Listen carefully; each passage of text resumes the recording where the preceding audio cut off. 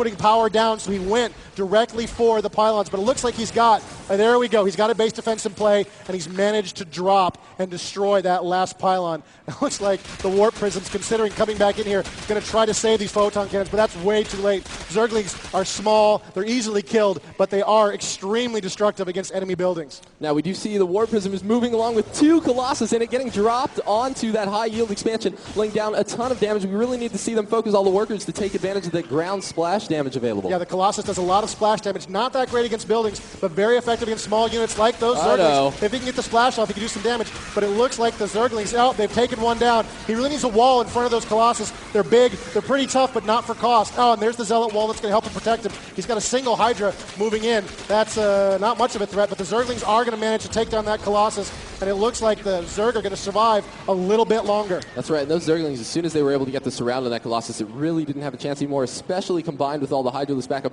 We do see 4 Zealots were loaded in. They're going to be moving up towards Sanki's main. They're likely going to get unloaded to try to lay down a little economic pressure. We do see one Hydraless, a lone Hydraless, just trying to defend against that Warp Prism. Now, Hydraless are especially strong. That Warp Prism escapes with only 1 HP. Are the Hydraless going to be able to catch it? We do see Zerglings follow, but no, those destructible rocks save the day. Now, the Hydraless moves much faster when it's creep, like all Zerg units, and of course it moves faster when it has an upgrade, but that wasn't fully upgraded, so it looks like he could have caught it if he had some creep in that area, but he didn't, and the Warp Prism will continue, dropping more Zealots to continue this fast and bloody raid on the Zerg Expand. Now, a difference of the Protoss shields, we do see that it's all the way back up to 40 shields already. He does have these Zealots down, trying to wreak as much havoc as he can on those drones down at the bottom. You do have the Warp Prism escaping back to the base. Now, on its way back, it was able to see Sanki's new expansion. This could be bad news. Yeah, and it looks like both players are actually doing very well on their worker counts, and they're both resourcing fairly well. It looks like the Zerg have forgotten about their gas a little bit there. They've got none coming in at all right now, so he's sort of falling behind on gas. It means we're going to have to see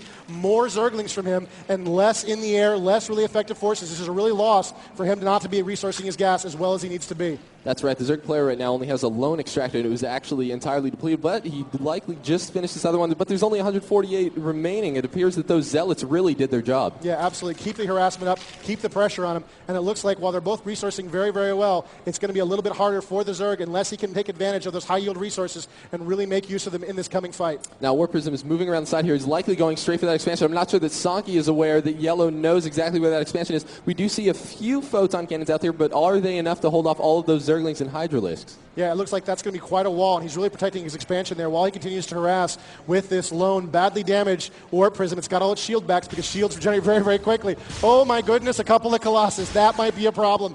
Moving down, tearing up those poor drones. They're going to force to run for it. It's not great against the buildings, you can see that, but still, these Zerglings don't pose a terrible, terrible threat to these Colossus in those few numbers. Now, the problem was those Zerglings moving in are able to move so fast up to those Colossus that they actually aren't even to laser them down. We do see that they took 150 damage from only 5 Zerglings. Yeah, that really creep speed really helps. Notice how fast they move when they enter the creep. Now, the Hydralisk might be a little bit of a problem. Oh. They do line up a little bit. He's trying to run for it, trying to get him out of there, but the Hydralisk can only... Oh, there we go! He takes down both the Warp Prism and the Colossus, ends this endless raiding. He's got to feel good about that. Let's see exactly what the Protoss player is going to do next. It's looking like he is cranking out another Colossi. Maybe he thinks that it's going to be a little more effective than that was. We didn't see much out of either of his Colossus there in those cases because of how fast those Zerg are. Yeah, absolutely. Now, the overlapping splash of the Colossus is extremely powerful. You get 3 or 4 of these things working together. Pretty soon you're one-shotting everything that approaches you. They never even get to shoot back, and it can do terrible, terrible damage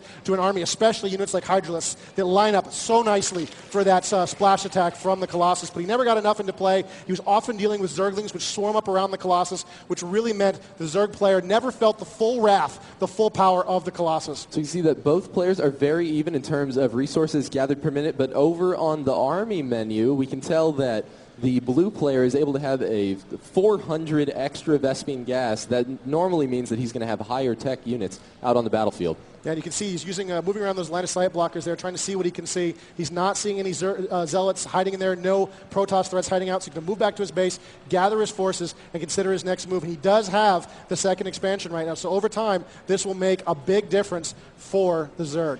That's right, so back on the resource man, let's see if it's really paying off. Yes, it is. He's at over 300 extra minerals per minute than the other player. We do see one of those Colossus out there, combined with the Stalker power, providing the meat shield for the Colossus. No, but we're going to see some focus fire out of that Zerg player, trying to take down those Colossus as fast as they can. They're just dealing too much damage. There we go, one Colossus getting taken down, and the Zerg is going to pull back all those Hydralisks from getting demolished by those photon cannons. Yeah, it looks like the Protoss player's really walled himself in here. He's really preparing for quite a siege. He's going for a longer game, hoping he can get up some higher tech units perhaps, or build a larger army. But of course, the Zerg's second expansion is going to be decisive. He really needs to move out on this map and try to do some damage. I don't know. What is Sanki going to be doing with this sneaky drone? Is he going to be trying to expand again to another remote location? We'll find out soon. Oh, no, it's looking like he's just kind of scouting around. He's not exactly trying to build a hatchery anywhere around here. He is just concentrating on microing his army around the middle. We do have a ton of Hydralisks in play, which aren't exactly the strongest unit to have against ground forces. Yeah, they're a little light against the ground forces, but they're extremely strong against the Colossus, of course. And they're pretty decent against the Stalkers. What the Protoss player really needs right now is good old-fashioned Zealots. They can really tear these things to pieces. Even a few nullifiers could be helpful in a battle against these things. Oh, these Stalkers are in a lot of trouble. That's not a good place to be. They're quickly got taken down by mass Hydralisk fire. Sort of a pointless loss of a couple of Stalkers.